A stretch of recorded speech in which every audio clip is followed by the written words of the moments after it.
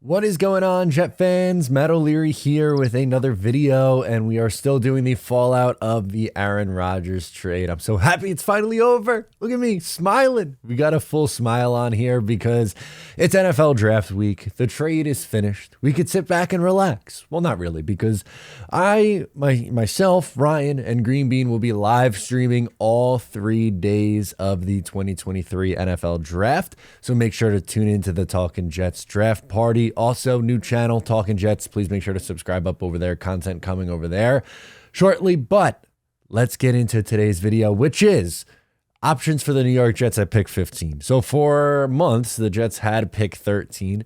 And as part of the Aaron Rodgers trade, the New York Jets and Green Bay Packers swapped first-round picks. So the Jets are moving back 2 spots, which is the equivalent of a late third-round pick.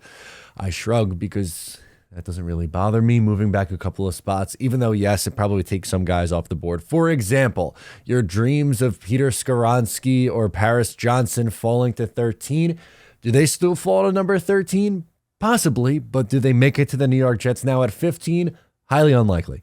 So, one, the Packers are picking at pick 13, and like Jackson Smith and Jigba would make so much sense for them, and it would be kind of funny if after all these years, they finally draft a receiver in the first round after Aaron Rodgers leaves. But the issue is New England at 14 now. They could stick it to the Jets a little bit because offensive tackle would certainly be on one of the lists of needs for New England. Could they go a Brian Branch? Could they go a wide receiver? They could do a few different things, but it might just change who is available for the New York Jets, moving back a couple of spots. So I have 3 names that I would really still think are the Jets' prime targets. Number 1, we're going to go to Broderick Jones. He's been a popular mock draft pick for the New York Jets at pick number 13, and there's still a chance that he is available for the Jets at pick number 15. It felt like pretty much a lock he was going to be there at 13. I thought Paris Johnson and Peter Skoronski probably off the board by the time the Jets are picking at 13. So then, no brainer, bang, pull the trigger and draft your guy Broderick Jones at 13. Little less likely that he's there at 15, but still a chance. I really like him. He played at a high level in the SEC. He's still a little bit raw, so that's one of his downsides, but he's really good in pass protection, held up great in the SEC.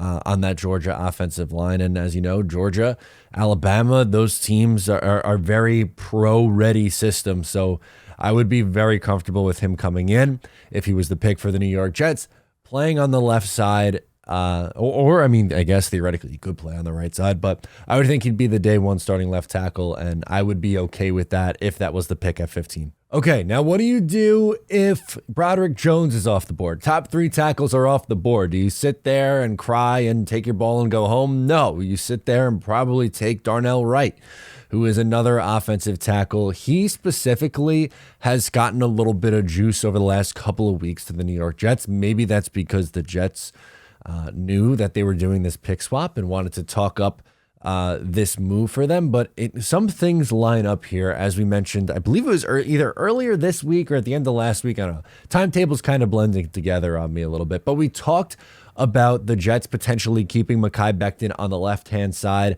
and would they use a pick to draft, their first-round pick to draft their right tackle, right? Seems to be someone who would just be a right tackle. I'd be really surprised if he made the switch over to left tackle. Most of his collegiate career was played at right tackle, and he was solid. I know some will say, well, you got to trade back first from 15 before you can draft him. One, who is trading up for pick number 15 and for what? I don't think that's a really prime spot for the New York Jets to try to move out of. Maybe they do. Maybe they prove me wrong. Maybe Joe Douglas proves me wrong. I mean, it wouldn't be the first time that they did something that I wasn't expecting in the NFL draft, but I would be comfortable staying put at 15 and taking Darnell Wright and having, a more depth on that offensive line, which I think is always a good thing. So I would think this is probably your most likely scenario at this point, even though my preference would still be Broderick. I think Darnell Wright at 15 is your most likely scenario now for the New York Jets. And finally, we have my guy, Kalijah Kancey. Yes, this is not an offensive line pick, and that is quite okay because, well, if you're going to go a different direction outside of just the offensive line, Kalijah Kancey, interior defensive lineman from Pittsburgh, would be absolutely nasty next to Quinnen Williams. Now, he's not projected to be great against the run, at least not right away because of his size. He's a little bit smaller, but he should still, even as a smaller interior player, his speed off the line of scrimmage is just so impressive to me that I think they would be able to get after the passer. And like that elevates your defense to just a completely another level. Like, we know how good the corner room is. We know just the depth of the defensive line. You look at the edge for this year. Carl Lawson's coming back. You bring back Bryce Huff on the 1 year tender. You have Jermaine Johnson and JFM and Michael Clemens. And then on the interior, if you add Kalijah Kancey to that, the thought of a Lawson, Kancey, Quinnen Williams, and JFM starting four with those other guys that I mentioned rotating in beyond that, Quentin Jefferson, it goes on and on and on. Man, that could be a really nasty and dominant unit. And we've seen San Francisco, where Robert Saleh is from, take defensive line. They love the trenches, especially, Saleh's a defensive coach. Would it be that shocking that they get a defensive lineman? And I know, like, obviously Joe Douglas comes from that offensive line background, so that wouldn't be the most surprising thing in the world for them to go offense. I mean, hell, I just said Darnell Wright is obviously most likely, and I stick by that. I think they go offensive line. But if they don't, Kalijah Kancey just feels like it would be an absolute home run for the New York Jets.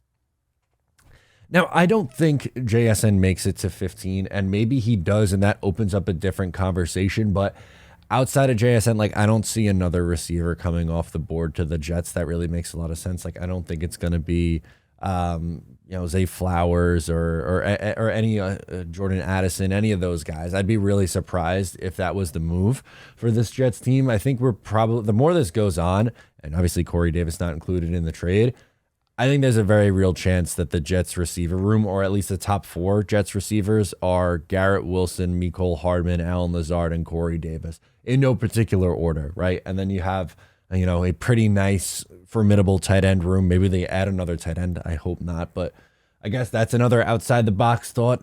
Dalton Kincaid, Michael Mayer, something like that. I don't love it. That's not my preference. I'd much rather go offensive tackle. I'd much rather go Kalijah Kancey before I went with one of those tight ends, but maybe that's an outside the box option for the New York Jets. Moral of the story, moving back 2 spots does not kill the New York Jets. They still have a first-round pick this year. They still have a second-round pick this year, and they also landed Aaron Rodgers. So stop telling me that the Jets got fleeced. I don't buy it. Thank you so much for tuning in. I am Matt O'Leary. Subscribe if you're new. I'll catch you next time.